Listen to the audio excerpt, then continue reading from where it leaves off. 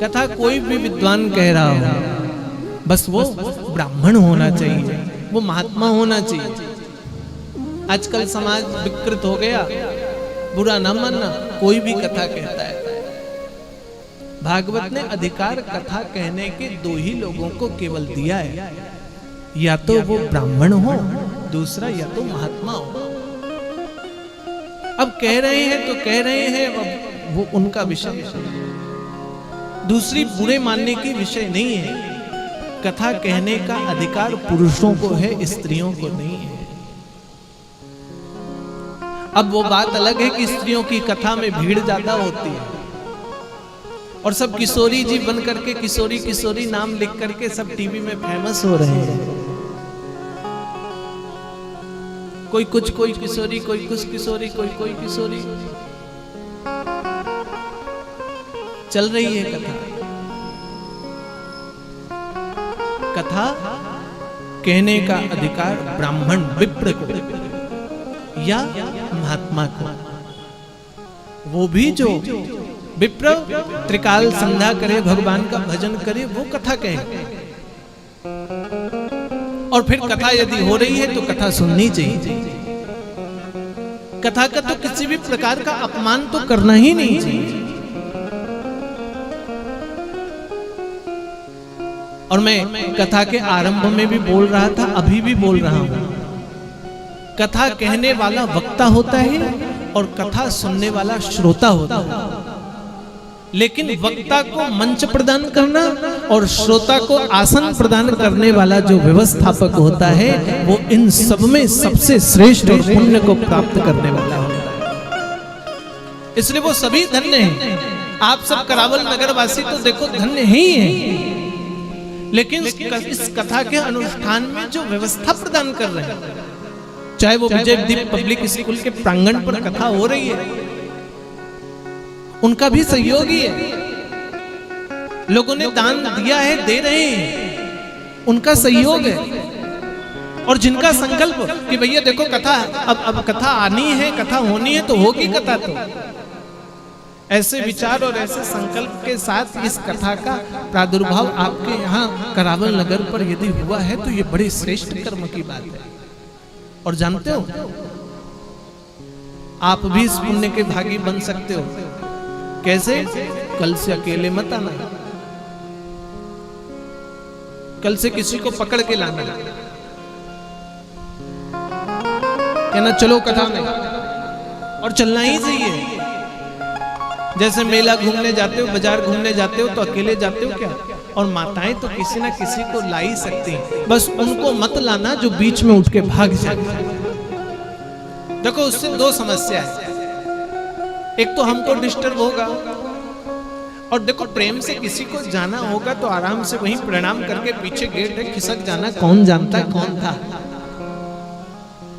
लेकिन समस्या क्या होती है, जिसको जाना रहता बगल वाले को कोई नहीं मारेंगे, आंटी जी काफी लेट हो गया, महात्मा जी बंद ही नहीं हो रहे। अब तो अलग है, व्यासाकारों का अलग अलग है, लेकिन कथा के वो 18,000 श्लोक तो देखो एक ही है। जो श्लोक मैं उच्चारण करूंगा वो कोई अन्य वक्ता भी उच्चारण करेगा। लेकिन न जाने कथा का कौन सा भाग हमारे जीवन में ऐसा परिवर्तन का माध्यम कर दे जिससे हम मुक्ति की तरफ बढ़ जाए।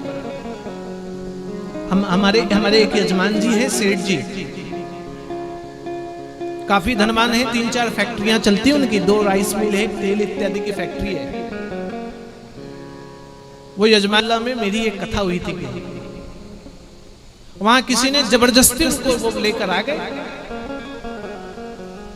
और वो जबरदस्ती लेकर के आए, मन तो नहीं था, बैठ गए कथा पर। कथा पे मैं एक चुटकुला कह रहा था, आज भी याद है। वो चुटकुला कंजूस सेठ की कथा पर कह रहा था। वो ऐसा था, आप लोगों ने सुना, वो ऐसा था आप लोगों ने सुना होगा अनेक बार कि लोग दान नहीं देते। एक सेठ जी आए दान देने के लिए, हाथ पे नोट रख करके, मन में आया आज तो दान दे ही देंगे, लेकिन जब हाथ खोला तो देखा नोट गीला हो गया, तो कहने लगे नोट रो रहा है, इसको आज नहीं देंगे। मैंने तो संक्षिप्त में इस बात को कह दिया, ऐसा विस्तार में वहां कथा पर कह रहा था। वो सेठ जी आज तक के मंदिर पूजा में कथा सुन रहे थे और कथा सुनते सुनते आए, मंच पर चढ़े। हमने सोचा कौन है, मंच पे आए, जेब पर 40,000 रुपए थे। 2016 की बात, व्यासपीठ पर चढ़ाया, प्रणाम किया, चले गए। कथा विश्राम हुई। कमेटी वाले जो कथा कर रहे थे उन्होंने कहा महाराज जी वो जो मंच पे आकर गद्दी पैसे की गड्डी चढ़ा गए थे ना, वो कथा का समय मांग रहे। हमने बोला कब?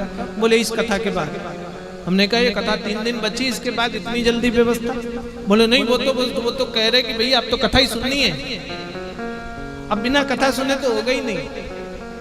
और आप जान करके आश्चर्य कर लोगे, 20 कथा उन्होंने 4-5 साल में 20 कथा हमारे करवा चुके हैं।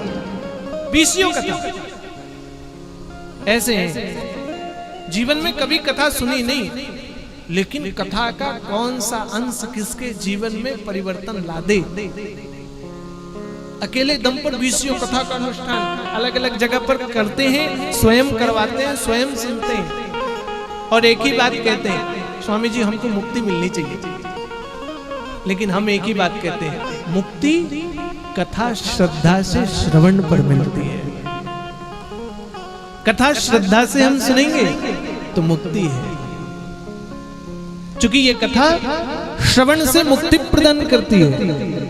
इस बात को बिल्कुल ध्यान रखना कि ये कथा हम जैसे इस कथा का श्रवण करेंगे, जिस भाव से श्रवण करेंगे, हमको उस भाव से मुक्ति प्रदान करेगी। ऐसा श्रीमद् भागवत की कथा कहती है कि यत् फलम नास्ति तपसा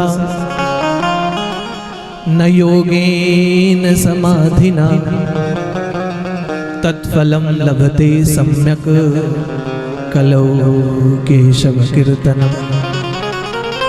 जो फल, ध्यान देकर के सुनना, कथा विश्राम की तरफ ले जा रहा है। यत् फलम नास्ति तपसा, जो फल सतयुग, त्रेता युग, द्वापर युग में तप से प्रदान नहीं है, जो फल तप से प्राप्त नहीं होता, यत् फलम नास्ति तपसा न योगेन समाधिना, जो बड़े बड़े योगियों को समाधि से भी प्राप्त नहीं होता है, न योगेन समाधिना तत्फलम लभते सम्यक, वो फल जो योगियों को प्राप्त नहीं है, जो बड़े बड़े तपस्वियों को प्राप्त नहीं है, तत्फलम लभते सम्यक कलौ केशव कीर्तनम, वो केवल कलयुग में गोविंद के भजन करने से भक्त को प्राप्त हो जाता है। इसलिए भजन कभी ना छोड़ो। ये कलयुग है और कल से कलयुग की ही कथा आप सुनेंगे।